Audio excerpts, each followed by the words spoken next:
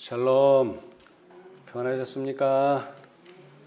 주님의 은혜 가운데 또 귀한 안식일 여러분과 함께 말씀 나누게 돼서 참으로 반갑습니다.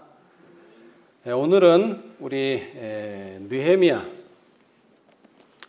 1장 8절의 말씀을 먼저 읽어보겠습니다. 느헤미야 1장 8절과 9절 아까 조금 전에 읽어드렸는데요. 다시 한번 제가 읽어드리겠습니다. 옛적에 주께서 주의 종 모세에게 명하여 가라사대 만일 너희가 범죄하면 내가 너희를 열국 중에 흩을 것이요 만일 내게로 돌아와서 내 계명을 지켜 행하면 너희 쫓긴 자가 하늘 끝에 있을지라도 내가 거기서부터 모아 내 이름을 두려고 택한 곳에 돌아오게 하리라 하신 말씀을 이제 청컨대 기억하옵소서. 이것은 느헤미야가 한 기도죠. 우리가 조금 전에 공부했다시피 느헤미야는 기도를 아주 성실하게 하는 사람입니다. 그리고 이 기도를 통해서 그는 예루살렘 성을 회복할 수 있는 기회를 얻을 수가 있었습니다. 그런데 그가 한 기도의 내용이 어떤 내용이라고요? 옛적에 주께서 주의 종 모세에게 명하여 가라사대 만일 너희가 범죄하면 내가 너희를 열국 중에 흩을 것이요 만일 내게로 돌아와서 내 계명을 지켜 행하면 너희 쫓긴 자가 하늘 끝에 있을지라도 내가 거기서부터 모아 내 이름을 두려고 택한 곳에 돌아오게 하리라 하신 말씀을 이제 청컨대 기억하옵소서. 자, 이 8절로 9절에 느헤미야가 한 이 기도문은 누가 이미 성경에 기록한 말씀입니까?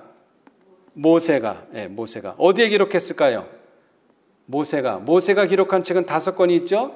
창세기, 출애굽기, 레위기, 민수기, 신명기. 어디에 기록했을까요? 신명기서에. 자, 우리 신명기 12장을 보겠습니다. 신명기는 몇 번째 책이죠? 5번째 책입니다. 모세의 글 가운데 5번째 책. 그 중에 신명기 12장 1절로부터 보겠습니다. 신명기 12장 1절. 내 열조의 하나님 여호와께서 내게 주셔서 얻게 하신 땅에서 너희가 평생에 지켜 행할 규례와 법도는 이러하니라. 너희가 쫓아낼 민족들이 그 신들을 섬기는 곳은 높은 산이든지 작은 산이든지 푸른 나무 아래든지 물론하고 그 모든 곳을 너희가 마땅히 파멸하며 그 단을 헐며 주상을 깨뜨리며 아세라상을 불사르고 또 그 조각한 신상들을 찍어서 그 이름을 그곳에서 멸하라. 너희 하나님 여호와에게는 너희가 그처럼 행하지 말고 오직 너희 하나님 여호와께서 자기 이름을 두시려고 너희 모든 지파 중에서 택하신 곳인 그 거하실 곳으로 찾아 나아가서. 자, 여러분, 오직 너희 하나님 여호와께서 자기 이름을 두시려고 너희 모든 지파 중에서 택하신 곳 어디입니까? 12지파가 있는데 12지파가 가나안 땅에서 살지만 예배 드리려면 어디로 와야 돼요? 예루살렘으로 와야 됩니다. 이것은 택하신 곳이라고 말했어요. 그런데 이와는 같지 않게 가나안 땅에 사는 가나안 족속들은 한 곳에 모여서 예배드리지를 않아요. 그렇죠? 자, 2절 다시 읽어보겠습니다. 너희가 쫓아낼 민족들이 그 신들을 섬기는 곳은 어디든지 높은 산이든지 작은 산이든지 푸른 나무 아래든지 다 뭐 하라고요? 멸하라 그랬어요. 이 사람들은 높은 산에서도 예배드리고요, 그 다음에 낮은 산에서도 예배드리고요, 그 다음에 푸른 나무 아래서도 예배드려요. 근데 여호와의 백성은요, 높은 산에서도 아니고 낮은 산에서도 아니고 나무 아래서도 아니고 어디입니까? 택하신 곳인 그 거하실 곳 성소에서 하라 그랬어요.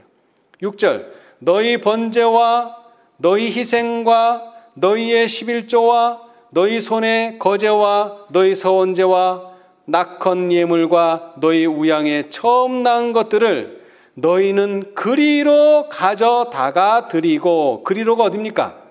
택하신 곳, 그 거하실 곳 성소로 가져다가 드리고, 거기 곧 너희 하나님 여호와 앞에서 먹고 너희 하나님 여호와께서 너희 손으로 수고한 일에 복 주심을 인하여 너희와 너희 가족이 즐거워할지니라.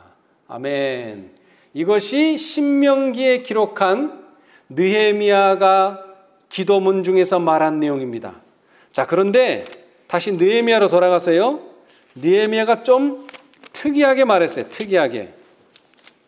여러분, 사람이 어디 살죠? 땅에 삽니까? 하늘에 삽니까? 땅에 살죠. 근데 여기 한번 보세요. 만일 내게로 돌아와서 9절, 느헤미야 1장 9절, 내 계명을 지켜 행하면 너희 쫓긴 자가 하늘 끝에 있을지라도. 이게 무슨 말입니까? 여러분, 이스라엘 백성이 흩어지긴 했어요. 여기 느헤미야가 생각한 대로 흩어졌어요. 바벨론에 흩어지고 페르시아에 흩어지고 포로로 잡혀갔어요. 그런데 그 사람들이 하늘 끝에 있습니까? 땅 끝에 있습니까? 땅 끝에 있어야지 정상인데 여기 뭐라 그랬어요? 너희 쫓긴 자가 어디 끝에? 하늘 끝에 있을지라도. 이것은 좀 우리가 이해하기 어려운 내용입니다. 그러나 뭐 그렇게 이해하기 어려운 건 아니에요. 여러분, 사단이 타락한 이후에 사단은 누구를 미혹했습니까? 하늘에 있는 천사들을 미혹했어요. 하늘에 있는 천사들을. 그래서 그 천사들 가운데에서도 타락한 천사가 생겨났습니다. 그래서 사단은 자기 혼자만 하나님과 예수님과 싸우는 게 아니라 사단과 그의 대리자들, 다시 말하면 천사들도 하나님과 대적해서 싸웁니다. 그래서 이 구속의 경륜은 인간만을 위한 것이 아니라 천사들을 위해서, 또한 타락하지 않은 하늘 끝에 있는 백성들까지도 아우르는 계획이 바로 구속의 경륜입니다. 그렇죠? 예. 그래서 너희 쫓긴 자가 하늘 끝에 있을지라도 내가 거기서부터 모아 내 이름을 두려고 택한 곳에 돌아오게 하리라. 아멘. 이것이 바로 하나님의 약속이고 이 약속을 좀 기억하십시오라고 느헤미야가 기록했습니다. 오늘은 이 말씀에 대해서 좀 살펴보기를 원하는데요. 자, 우리 선지자 왕을 보겠습니다. 선지자 왕. 자, 선지자 왕. 569페이지, 570페이지인데요. 선지자 왕. 여러분, 지금 느헤미야가 하는 일은 그냥 느헤미야 시대의 일로서 끝나는 것이 아니라 마지막 시대에, 말세에 교훈을 얻기 위해서 느헤미야를 통해서 이러한 일들이 이루어지게 된 것입니다. 자, 569페이지요. 569. 선지자 왕 569, 570페이지요. 구속의 역사 530페이지입니다. 구속의 역사 페이지로는. 거기에 중간쯤 보시면 스룹바벨과 그 동료들은 이라고 있습니다. 스룹바벨과 그 동료들은. 스룹바벨과 그 동료들은 이 말씀과 이와 같은 많은 성경 말씀들을 익히 알고 있었으며, 자, 여기에서 나오는 성경 말씀들도 위에 보시면 나오지만 신명기 28장 64절로 67절, 그 다음에 신명기 4장 29절, 그리고 저 위에는 신명기 7장 2절로 4절, 14장 2절, 다 어디에서 뽑은 말씀이에요? 신명기입니다. 신명기. 스룹바벨과 그 동료들은 이 말씀, 신명기의 말씀과 이와 같은 많은 성경 말씀들을 익히 알고 있었으며, 최근의 사로잡힘에서 그 말씀이 성취되는 증거들을 낱낱이 보았다. 그들과 그들의 조상에게 모세를 통하여 매우 분명하게 예언된 형벌을 초래할 죄악들을 회개하고 전심으로 하나님께 돌아가 당신과의 언약 관계를 새롭게 하였으므로 이제 그들은 유다로 돌아가 파괴된 곳을 복구할 수 있도록 허락을 받았었다. 저희 사업을 시작하면서부터 곧바로 그들이 우상 숭배자들과의 언약에 들어갈 것인가? 자, 이 말씀이 인용된 이유는, 자, 지금 하나님의 백성들이 다시 하나님의 택하신 곳으로 돌아와서 그 택하신 곳을 회복하기 위해서 일하는데 우상 숭배자들과 언약에 들어갈 수 있는가 하는 것입니다. 안 된다는 것이죠. 하나님께서는 그들과 무슨 언약도 말 것이요 라고 말씀하셨고, 여호와의 전에 예터에 세운 제단에서 최근 자신들을 여호와께 재헌신한 자들은 당신의 백성과 세상 사이에 한계선이 항상 분명히 그어져 있어야 한다는 사실을 깨달았다. 그들은 하나님의 율법의 요구를 잘 알고 있으면서도 그 요구에 복종하지 않는 자들과 동맹하기를 거절하였다. 이스라엘을 교훈하기 위하여 신명기에 세워둔 원칙들은 세상 끝날까지, 언제까지요? 세상 끝날까지 하나님의 백성이 따라야 한다. 참된 번영은 하나님과의 언약 관계를 계속하는 데 달려 있다.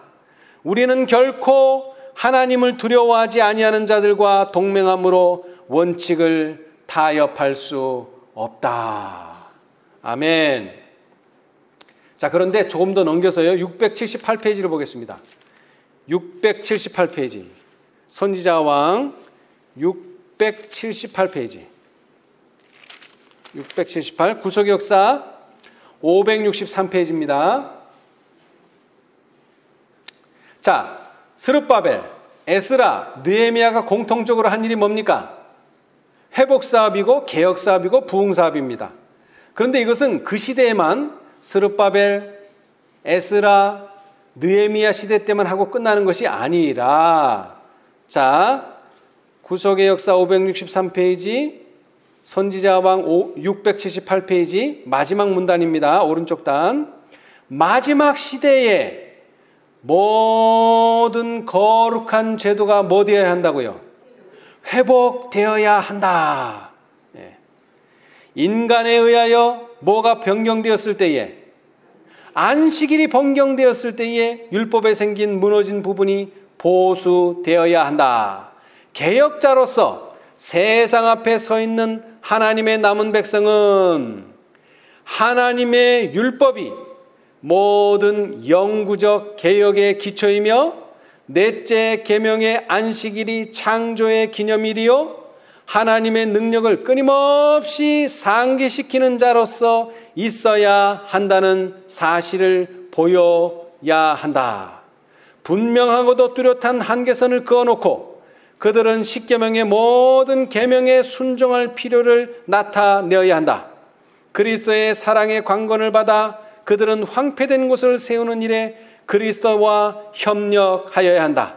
그들은 무너진 데를 수보하는 자요 길을 수축하여 거할 곳이 되게 하는 자가 되어야 한다. 이 마지막 시대의 회복이 바로 어디에서 과거에 보여주셨느냐 하면 스룹바벨, 에스라, 느헤미야 시대의 회복으로 보여주신 겁니다. 그렇죠? 그래서 마지막 시대에 모든 거룩한 제도가 회복되어야 한다 그랬어요. 자, 어떤 제도가 회복되어야 할까요? 모든 제도라 그랬으니까. 자, 특별히 에덴에서 주어진 제도가 있죠? 에덴에서 어떤 제도가 주어졌습니까? 에덴에서 어떤 제도가 주어졌어요? 자, 두 가지 제도라고 말씀하십니다. 자, 요거 하나만 찾아보겠습니다. 자, 부조와 선지자 46페이지. 부조와 선지자 46페이지.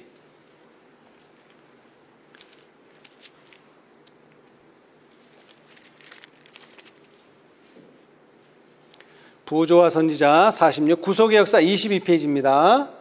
구속의 역사 22페이지. 왼쪽 단 중간쯤 보시면 하나님께서 최초의 결혼을 주례하셨다. 그러므로 이 제도의 창시자는 우주의 창조주이시다. 혼인은 귀하다. 이것은 하나님께서 사람에게 주신 최초의 선물들 중에 하나였으며 타락 후에 아담이 낙원문들 저편에서 가져온 몇 제도? 두 제도 중에 하나이다. 이런 관계에 있어서 하나님의 원칙을 인정하고 순종할 때에 결혼은 축복이 된다. 그것은 인류의 순결과 행복을 수호하며 사람의 사회적 필요를 채워주며 육체적, 지적, 도덕적 본성을 향상시킨다. 여러분, 마지막 시대에는 모든 거룩한 제도가 회복되어야 됩니다. 그 중에 하나가 결혼제도입니다. 그리고 또 하나의 제도가 뭡니까? 바로 안식일입니다. 안식일. 예. 자, 그런데 오늘 초점을 맞춰야 될 내용은 하나님께서 택하셨다 하는 것입니다. 하나님께서. 자, 느헤미야 1장 9절을 다시 한번 읽어보면은요. 느헤미야 1장 9절을 다시 한번 읽어보면은요. 만일 내게로 돌아와서 내 계명을 지켜 행하면. 자, 여러분, 사실 개신교회가 흩어져 있는 건 아니지만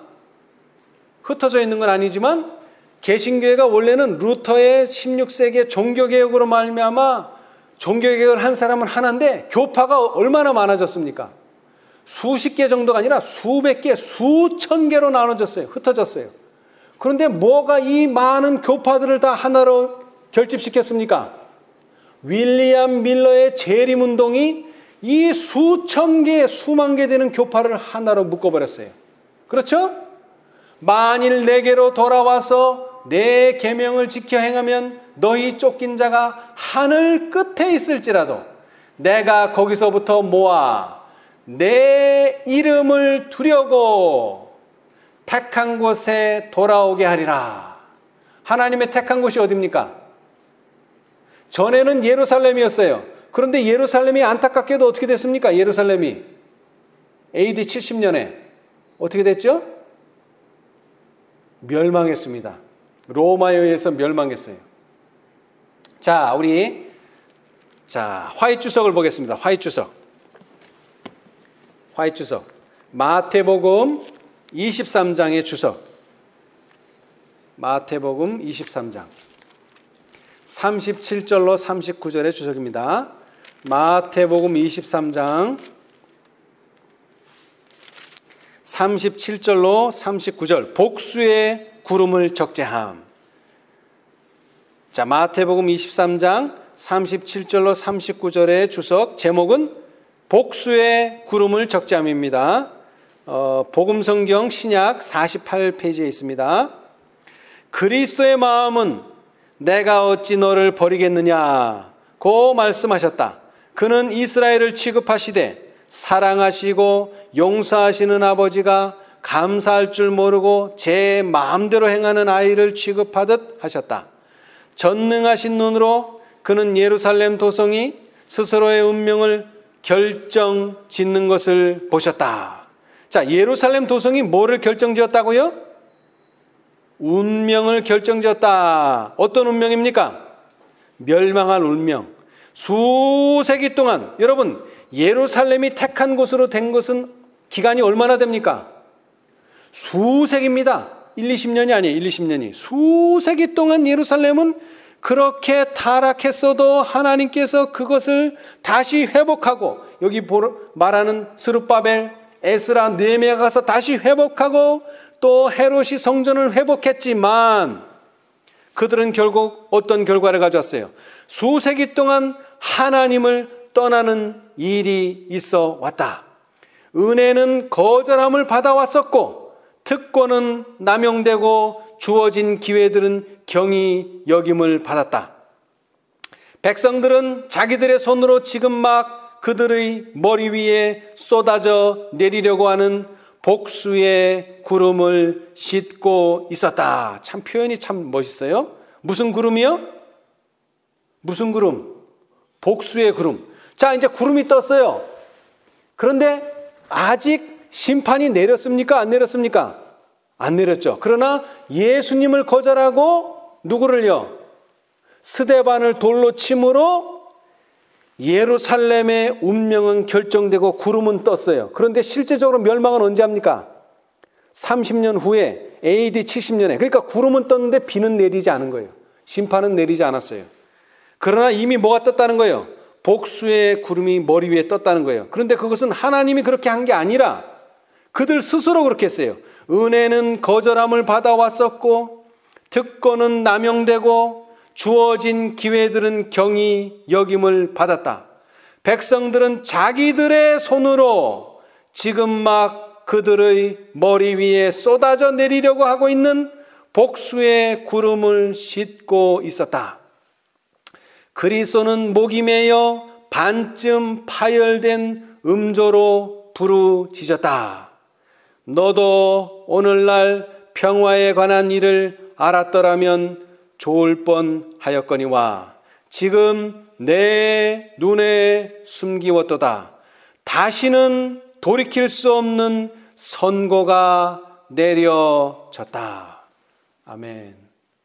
여러분, 그런데 이 예루살렘이요, 1, 20년 동안 하나님의 택하신 곳이 아닙니다. 수백 년 동안 그들이 뭐를 해왔을지라도, 하나님을 떠나는 일을 수백 년 해왔을지라도 하나님의 임재가 계속 그곳에 임했지만, 결국에 뭐를 하고 나서는 예수님을 거절하고 하나님의 아들을 거절하고 하나님의 아들이 보낸 사자 스데반을 거절했을 때는 그곳에는 선고가 내려졌습니다.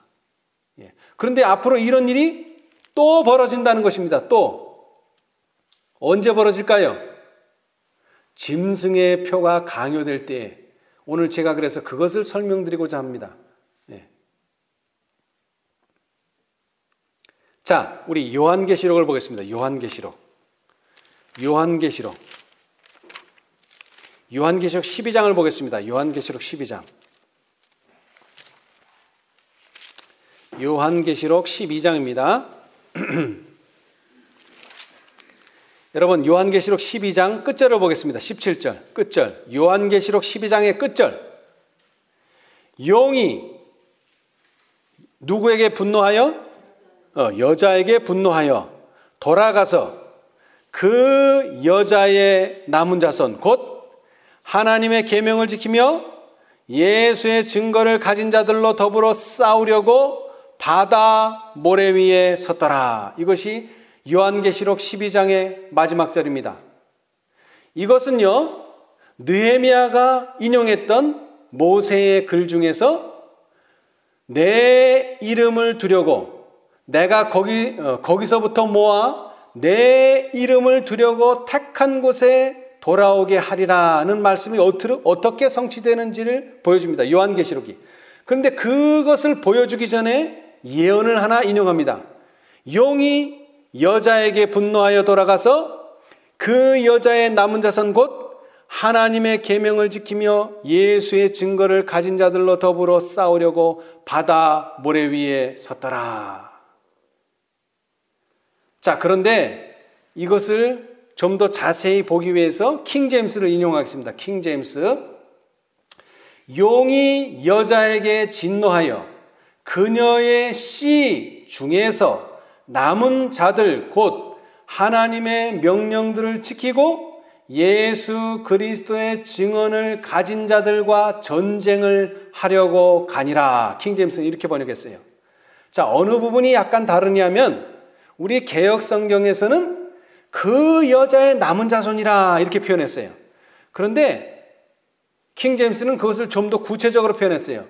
그녀의 씨 중에서 남은 자. 자, 여기 세 가지 인물이 나옵니다. 자, 용이 누구한테 분노했어요? 여자가 나옵니다. 자, 그 다음에는요, 그 여자의 씨가 나옵니다. 자, 그 다음에는요, 그 여자의 씨 중에서 남은 자가 나옵니다. 세 부류가 나와요, 여러분. 근데 개역성경을 읽으면 그냥 두 부류 같아요. 그죠? 여자하고 그 여자의 남은 자손. 이렇게만 생각이 되는데 사실은 세 부류가 있다는 것입니다. 여자가 있고요. 그 여자의 씨가 있고요. 그 다음에 그 여자의 씨 중에서 남은 자가 있어요. 자, 그래서 12장은 앞으로 뭐가 올 것을 예고하고 있어요? 전쟁. 그런데 이 전쟁은 느헤미야가 말한 것처럼 예루살렘 성벽이 완공되면 무슨 일이 벌어지느냐? 전쟁을 하게 된다는 것입니다. 다른 것이 아니고요. 그것은 그냥 예배만 회복하기 위한 것이 아니라 이것이 회복됨으로써 사단의 정보와 하나님의 정보의 차이가 무엇인지를 분명히 보여주는 전쟁, 품성 전쟁으로 들어가게 됩니다. 근데 그 첫 번째 단계가 뭐냐? 계시록 13장. 계시록 13장 14절. 계시록 13장 14절. 짐승 앞에서 받은 바 이적을 행함으로 땅에 거하는 자들을 미혹하며 땅에 거하는 자들에게 이르기를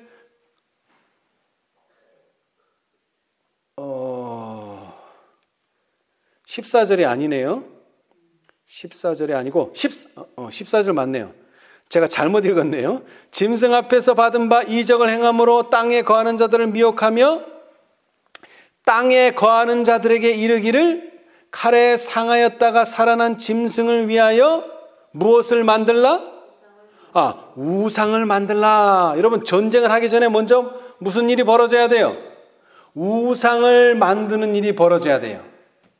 자, 그런데 우상을 만들기 전에 또 무슨 일이 벌어져야 돼요? 칼에 상하였다 살아난 짐승이 있어야 돼요. 자, 첫 번째, 칼에 살아난 짐승을 위하여 우상을 만드는 일이 벌어진다면 그것은 이제 첫 번째 일이 시작되는 겁니다. 여자의 씨 중에서 남은 자들과 용이 전쟁을 하기 위해서 첫 번째 단계는 우상을 만드는 일입니다. 짐승을 위하여 우상을 만드는 일. 그것이 바로 계시록 13장입니다. 그리고 이제 13장 15절. 저가 권세를 받아 그 짐승의 우상에게 생기를 줘. 자, 앞에 뭐를 만들었죠? 14절에 우상을 만들었는데 그 우상이 뭐를 받아요? 그 우상을 권세를 받고 생기를 받아요. 그 짐승의 우상으로 말하게 하고, 자, 권세를 받고 생기를 얻어서 하는 게 뭐예요? 말하는 거예요. 말하게 하고 또 짐승의 우상에게 경배하지 아니하는 자는 몇이든지 다 죽이게 하더라. 이 짐승이 무슨 말을 하느냐? 짐승의 우상에게 뭐하라? 자신에게 경배하라 하는 말을 해요. 근데 그 경배하라 하는 말을 듣지 않으면 어떻게 해요? 15절. 경배하지 아니하는 자는 몇이든지 다 죽이게 하더라. 자, 첫 번째 우상을 만듭니다. 자, 그 다음에 두 번째는 그 우상이 말을 합니다. 뭐라고? 우상을 섬기라고, 나를 섬기라고. 그래서 섬기지 않으면 어떻게 한다고요? 몇이든지 다 죽이겠다 그래요. 자, 그리고 이제 14장으로 넘어갑니다. 14장. 자, 이것은 예언입니다. 이렇게 된 것이 아니라 이렇게 될 것을 예언했기 때문에 14장은 셋째 천사의 기별에 가서 뭐라고 경고합니까? 이렇게 우상이 만들어지고 이렇게 경배하라고 할 때 뭐 하지 말라? 그 우상에게 경배하지 말아라.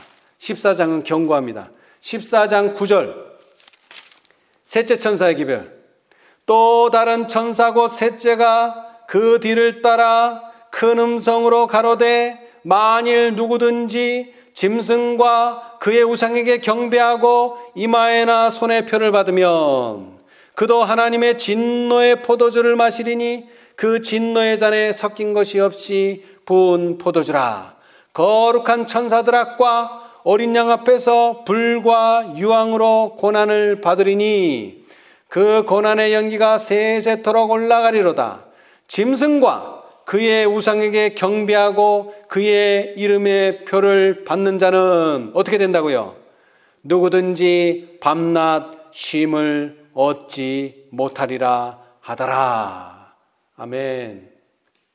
자, 13장에서 짐승이 만들어지고 그 다음에 짐승이 권세를 받고 그 다음에 말을 하는 생기를 받아 말을 하게 되는데 그 말은 무엇이냐? 다름이 아니라 짐승의 우상에게 경배하라는 말을 하는데 그렇게 경배하라고 말하지만 그 경배하라는 말을 들어서는 안 된다고 14장은 다음 장은 셋째 천사의 기별을 통해서 그의 우상에게 경배하거나 이마에나 손에 표를 받으면 그도 하나님의 진노의 포도주를 마실 것이며 그의 우상에게 경배하고 그 이름의 표를 받는 자는 밤낮 쉼을 얻지 못한다라고 경고하고 있어요.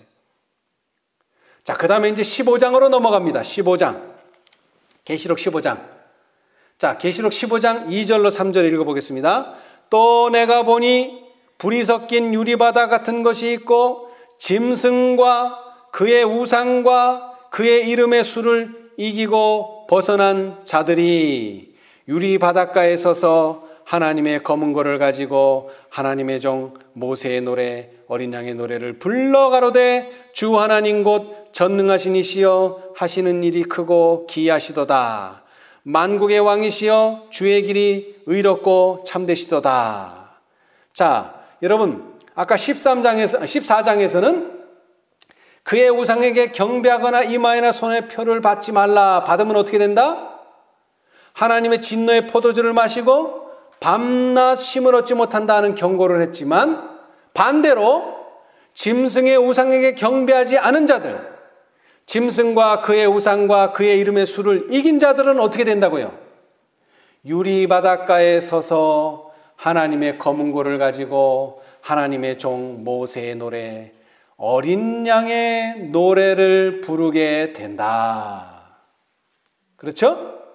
여러분 마태복음 13장에 비유가 8개 나오는데 그 중에 비유 하나가 알곡과 가라지의 비유입니다. 그런데 거기에 보시면은 알곡을 먼저 걷어드립니까? 가라지를 먼저 추수합니까? 가라지를 먼저 추수합니다. 지금 오늘은 읽지 않겠습니다. 근데 여기 계시록도 똑같아요. 먼저 짐승의 표와 그의 우상에게 경배하는 자들에게 경고가 먼저 주어집니다. 그 다음에 15장에서는 짐승과 그의 우상과 그의 이름의 수를 이기고 벗어난 자들에게 주어질 상급에 대해서 언급하고 있어요. 자, 이제 이쯤에서 느헤미야 1장 9절을 다시 한번 읽어보겠습니다. 자, 짐승과 그의 우상에게 경배하지 않고 그 수를 이기고 벗어난 자들은 어떻게 될까요? 자, 느헤미야 1장 9절 어떻게 될까요? 만일 내게로 돌아와서 내 계명을 지켜 행하면 너희 쫓긴 자가 하늘 끝에 있을지라도 내가 거기서부터 뭐하여? 내가 거기서부터 뭐 한다 그랬어요? 모아 내 이름을 두려고. 여러분 셋째 천사가 뭐 하는 천사입니까? 셋째 천사가 뭐 하는 천사예요? 인치는 천사죠. 내가 거기서부터 모아 내 이름을 두려고. 내 이름을 어디다 둬요? 그 이마에. 그 다음에는 택한 곳에 돌아오게 하리라. 이것이 약속입니다. 택한 곳이 어디입니까? 택한 곳. 예, 이것이 아주 중요합니다. 오늘날 많은 사람들이 이 택한 곳을 잘 이해를 못해요. 그저 나 혼자 입 맞고 나 혼자 신앙 잘하면 되겠지. 전혀 그렇지 않습니다. 자, 우리 사도행적을 한번 읽어보겠습니다. 사도행적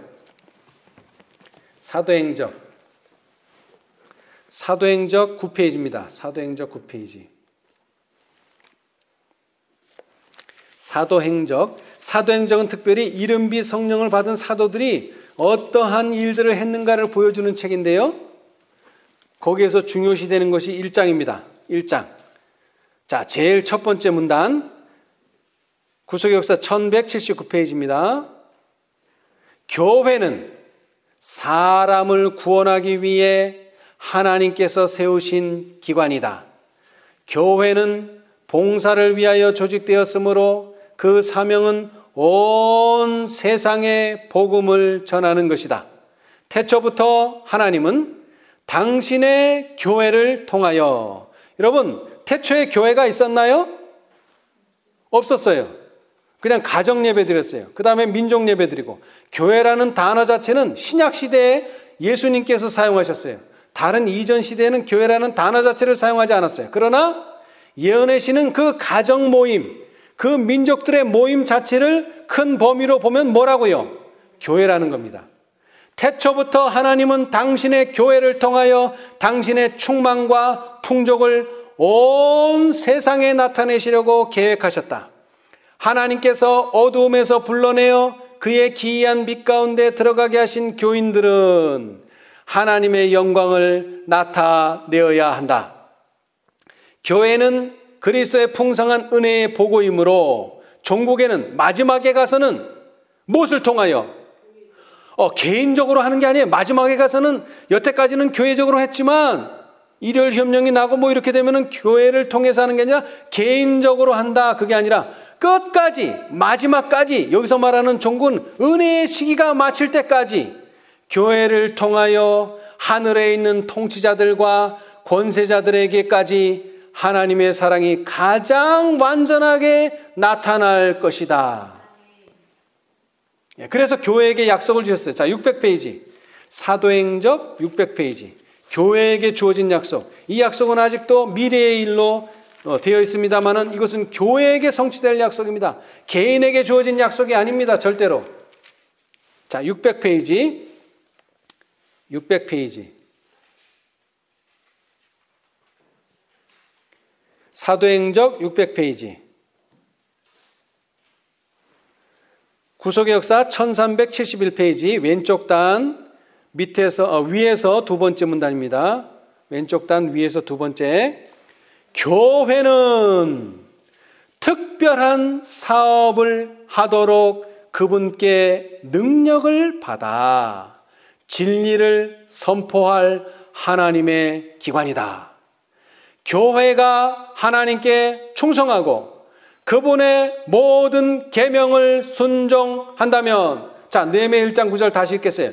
만일 내게로 돌아와서 내 계명을 지켜 행하면, 느헤미야 1장 9절은 이렇게 말했는데 여기에 예언의 신 말씀은 교회가 하나님께 충성하고 그분의 모든 계명을 순종한다면 교회 안에는 거룩한 은혜의 미덕이 있을 것이다. 만일 교회가 충성한다면, 이스라엘의 주 하나님을 영화롭게 한다면 교회에 맞설 만한 세력은 있다? 없다. 이렇게 될 때 이제 전쟁이 일어나는 거예요. 이렇게 될 때에. 그러면서 이제 뭐가 일어나느냐? 자, 다시 계시록으로 넘어갑니다. 여러분 다시 정리합니다. 자, 계시록 12장에는 하나님의 백성들이 용과 전쟁할 것이 예언되어 있어요. 12장 끝에. 그리고 나서 13장은 짐승이 우상을 만들고 그 다음에 그 우상이 권세를 받고 그 우상이 생기를 받아서 나를 경배하라고 말하면, 계시록 14장은, 다음 장 14장은 그러한 때에 짐승의 우상에게 경배하지 말고 이마에나 손에 표를 받지 말라고 경고합니다. 그러나 그 경고를 받아들인 자들은, 그 짐승의 우상에게 경배하지 않고 이긴 자들은 15장에 무슨 상급을 받는다고요? 유리바닷가에 서서 하나님의 검은고를 가지고 하나님의 종 모세의 노래, 어린 양의 노래를 부르게 된다라고 말하고 있어요. 15장에. 그런데 다시 16장으로 가면 이러한 백성들이 내 이름을 두고, 그의 이마에 내 이름을 두고 택하신 곳 당신의 교회에 돌아오게 된다면 뭐가 내리기 시작해요? 이제 그때서부터는 재앙이 내리기 시작해요. 그것이 이제 계시록 16장입니다. 자, 계시록 16장. 이렇게 이기는 자들이 나타나게 되면 뭐가 된다고요?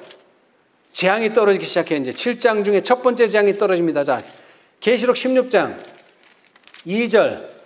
계시록 16장 2절.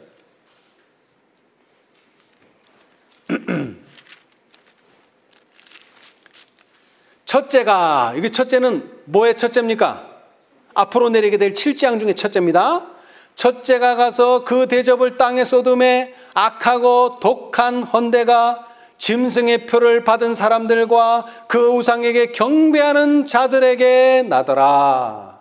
아멘. 왜냐하면 분류가 다 됐기 때문에 이제는 재앙이 내리면 그걸 받는 사람과 받지 않는 사람이 있어요. 이 재앙, 첫째 재앙을 받지 않는 사람은 어떤 사람들입니까? 짐승과 그의 우상과 그의 이름의 수를 이기고 벗어난 자들이에요. 받는 사람들은요, 짐승과 짐승을 표를 받은 사람들과 그 우상에게 경배하는 사람들에게는 이제 첫째 재앙이 내립니다. 맞죠? 예. 자, 그런데 이 16장에서는 좀 새로운 단어가 나옵니다. 왜냐하면 앞으로 17, 18장에서 이제 나올 단어예요. 자, 그것이 뭐냐면 16장 19절. 계시록 16장 19절. 큰 성이 세 갈래로 갈라지고 만국의 성들도 무너지니 뭐라고요? 큰 성 바벨론이 하나님 앞에 기억하신 바 되어 그의 맹렬한 진노의 포도주 잔을 받음에. 자, 여러분, 하나님의 백성만 모이는 게 아니에요. 또 누가 모여요? 짐승의 표를 받은 사람들과 그 우상에게 경배한 사람들이 모이는데 우리는 그것을 일컬어 뭐라고 얘기하죠? 큰 성 바벨론이라고 말해요. 이것이 바로 앞으로 나올 17장과 18장의 내용이에요. 자, 17장은 무엇이냐? 17장 큰 음료가 나와요. 큰 음료. 자, 17장 5절. 계시록 17장 5절. 그 이마에 17장 1절서부터요. 또 일곱 대접을 가진 일곱 천사 중 하나가 와서 내게 말하여 가로되 이리 오라. 많은 무리에 앉은 큰 음녀의 받을 심판을 내게 보이리라. 이제 17장의 내용이 뭐라고요? 많은 물 위에 앉은, 자, 물이 뭐죠? 물? 백성들, 사람들을 말합니다. 많은 사람들 위에 군림하는 사람이 하나 있어요. 그게 뭐예요? 큰 음녀예요. 그런데 그 큰 음녀가 앞으로 뭐를 받게 된다고요? 심판을 받게 된다. 이것이 17장의 내용입니다. 그런데 이 큰 음녀가 다른 이름으로 하면 뭐냐? 5절. 다른 이름으로 하면 그 이마에 이름이 기록되었으니 뭐라고요? 비밀이라, 큰 바벨론이라, 땅의 음녀들과 가증한 것들의 뭐라? 어미라 하였더라. 여러분, 큰 음녀의 정체가 뭐예요? 전에는 비밀이었어요. 전에는. 그런데 이제는 비밀이 아니에요.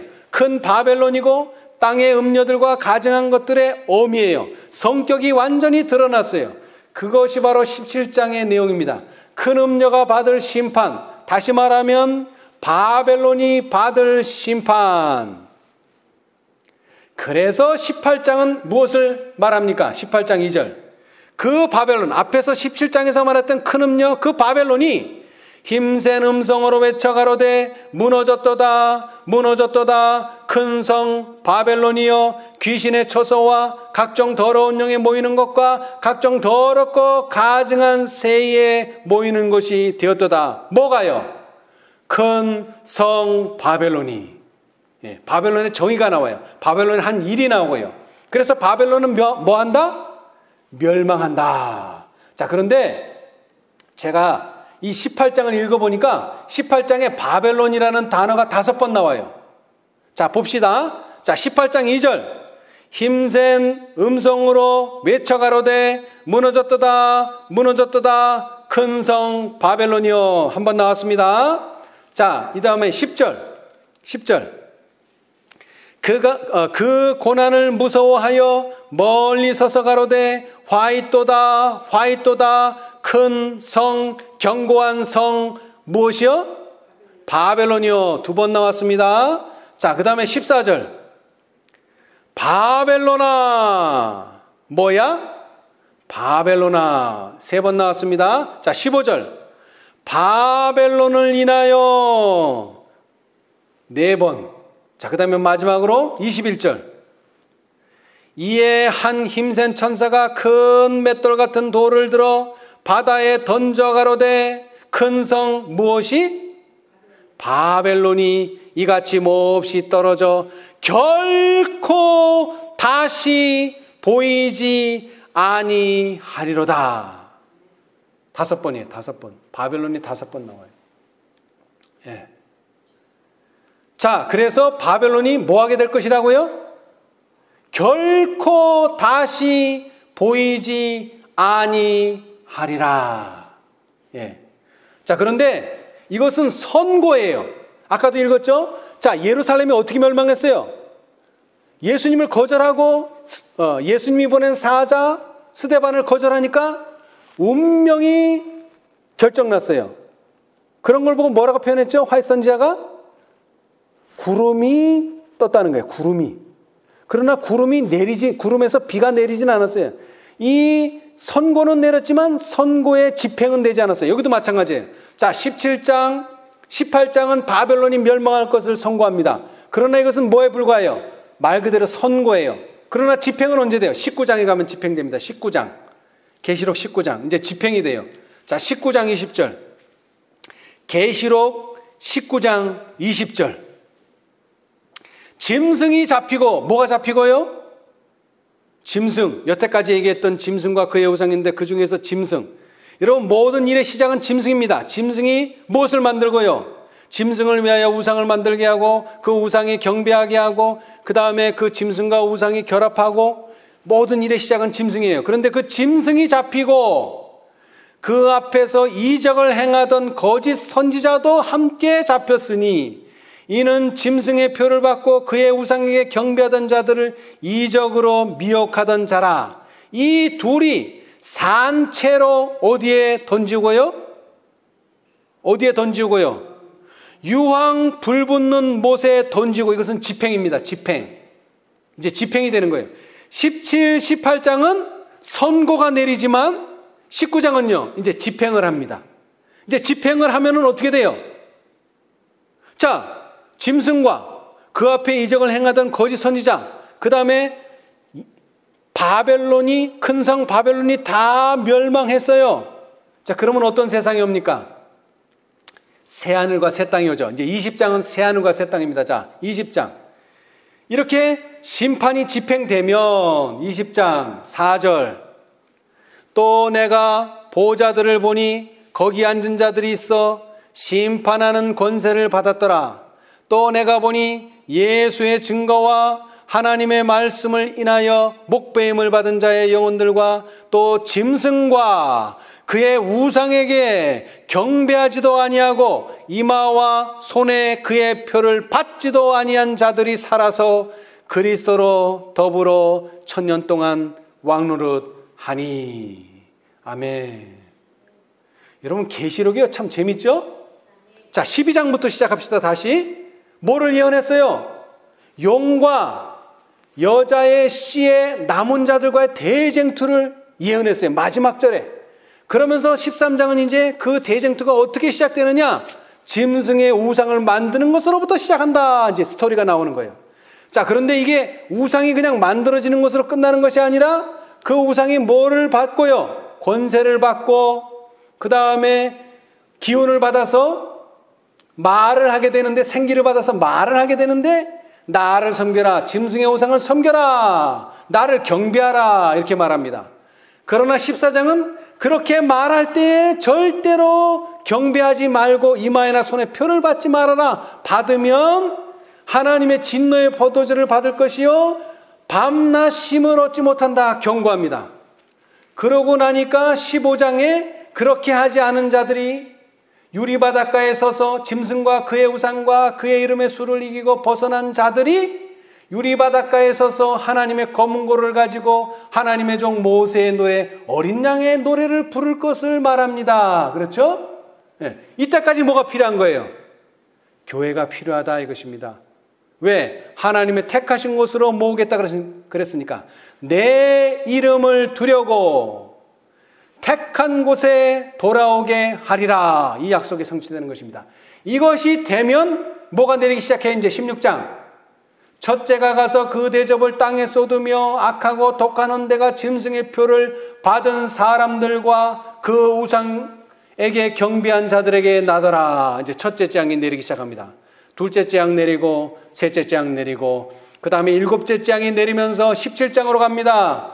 큰 음녀 바벨론 심판받을 것을 선고합니다. 또 일곱 대접을 가진 일곱 천사 중 하나가 와서 내게 말하여 가로되 이리 오라. 많은 무리에 앉은 큰 음녀의 받을 심판을 내게 보이리라. 그 이마에 이름이 기록되었으니 비밀이라. 큰 바벨론이라. 땅의 음녀들과 가증한 것들의 엄이라 하였더라. 뿐만 아니라 이제 18장은 계시록 14장을 이어서 바벨론이 다시는 뭐하지 않는다고요? 다시는 결코 다시 보이지 아니하리로다라고 선고합니다. 그런데 바벨론이라는 단어가 이 계시록 18장에는 무려 5번이 나옵니다. 다시 말하자면 이제 이것은 바벨론에 대한 완전한 선고요, 완전한 운명의 결정을 말하고 있는 것입니다. 그리고 나서 19장으로 가면 이제 짐승의 우상에게 경배한 자들이 선고만 받은 것이 아니라 실제로 집행을 당합니다. 짐승이 잡히고 그 앞에서 이적을 행하던 거짓 선지자도 함께 잡혔으니 이는 짐승의 표를 받고 그의 우상에게 경배하던 자들을 이적으로 미혹하던 자라. 이 둘이 산채로 유황불 붙는 못에 던지우고. 하나님의 심판이 이제 집행됩니다. 그러면 이제 이 세상은 이제 악인들의 모두 소멸되고 짐승의 우상에게 경배하지 않은 자들만이 남게 되는데, 또 내가 보자들을 보니 거기 앉은 자들이 있어 심판하는 권세를 받았더라.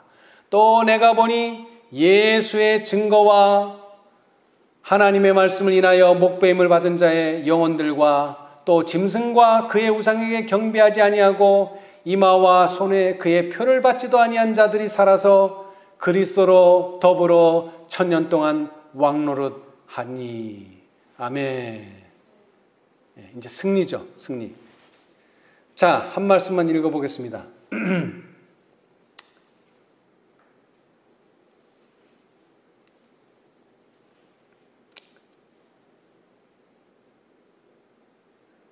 증언복음에 있는 말씀인데요. 하나님께서는 당신의 택한 백성, 곧 당신의 계명을 지키는 택한 백성들로 이루어진 교회를 이 땅에 가지고 계신다. 그분께서는 뿔뿔이 흩어진 분파들을 여기에서 하나, 저기에서 하나 인도하고 계시는 것이 아니고 한 백성을 인도하고 계신다. 진리는 성화시키는 능력을 가지고 있다. 그러나 싸우고 있는 교회는 승리한 교회가 아니다. 아멘. 증언복음 2권 362페이지입니다. 자, 여러분 다시 강조하지만 그분께서는 뿔뿔이 흩어진 분파들처럼 여기에 하나, 저기에 하나 이런 백성을 가지고 계신 것이 아니고 한 백성을 인도하고 계신다고 분명히 말씀하셨습니다. 이것이 마지막 때의 특징이기도 합니다. 자, 다시 한번 느헤미야 1장 9절을 읽어드리겠어요.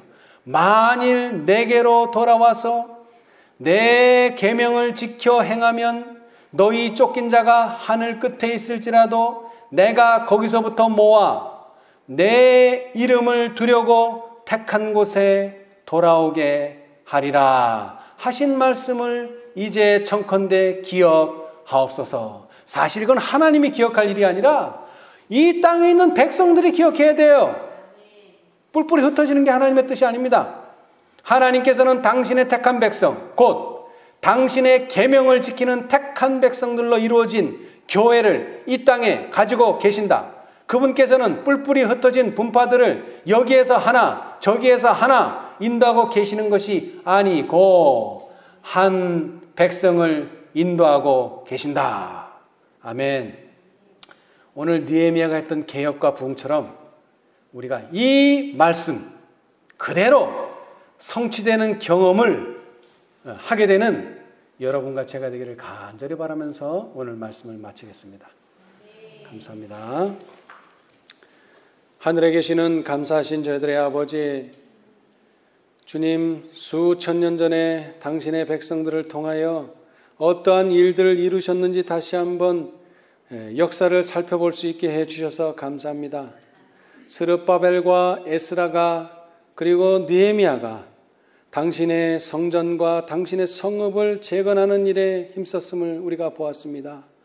주님, 도와주셔서 이제 이러한 회복 사업이 그때뿐만 아니라 특별히 마지막 때에 있을 것을 예언하여 주셨사오니 감사합니다. 오늘 우리를 그 일에 불러주셨사오니 감사합니다. 계시록 14장의 세 천사들과 계시록 18장의 천사들을 통하여 그 일에 부르심을 주셨사오니 감사합니다. 주님, 이 일에 부름을 받은 우리 모두가 다 그 일을 성취하는 놀라운 경험을 할 수 있도록 축복하여 주시옵소서. 계시록 12장에 용이 여자에게 분노했지만 여자의 씨에 남은 자손들과 대쟁투를 벌일 것을 예언하셨습니다. 주님, 도와주셔서 이 대쟁투에서 짐승과 그의 우상의 편에 서지 아니하고 하나님의 편에 설 수 있도록 축복하여 주시옵소서. 그들의 이마에 당신의 이름을 두시겠다고 하셨으며 택하신 곳에 모으시겠다고 약속하셨사오니 그 택하신 곳을 다시 한번 주의 깊이 살펴볼 수 있도록 축복하여 주시옵소서. 하나님께서 당신의 백성들을 여기에 한 무리 저기에 한 무리가 아니라 한 교회로 부르셨다고 약속하셨사오니 감사합니다. 우리가 이 부르심에 응하여 13장, 14장, 15장, 16장 그래서 20장이 이룰 때까지 대쟁투가 계속되는 동안 하나님의 편에서 하나님을 위하여 싸울 수 있는 저희 모두가 될 수 있도록 축복하여 주시옵소서. 그리하여 우리 주님께서 원하시는 대로 당신의 백성들, 짐승과 그의 우상을 이기고 벗어난 자들이 바다 모래 위에 서서 모세의 노래, 어린 양의 노래를 부를 수 있도록 축복하여 주시옵소서. 우리의 연약한 믿음 도와주시고 우리의 눈에 보이는 대로 행하지 말게 하시고 눈에 보이지는 않지만 약속하신 말씀을 따라 살아가는 저희 모두가 될 수 있도록 축복하여 주시옵소서. 모든 것을 감사하며 예수님의 이름으로 기도드리옵나이다. 아멘.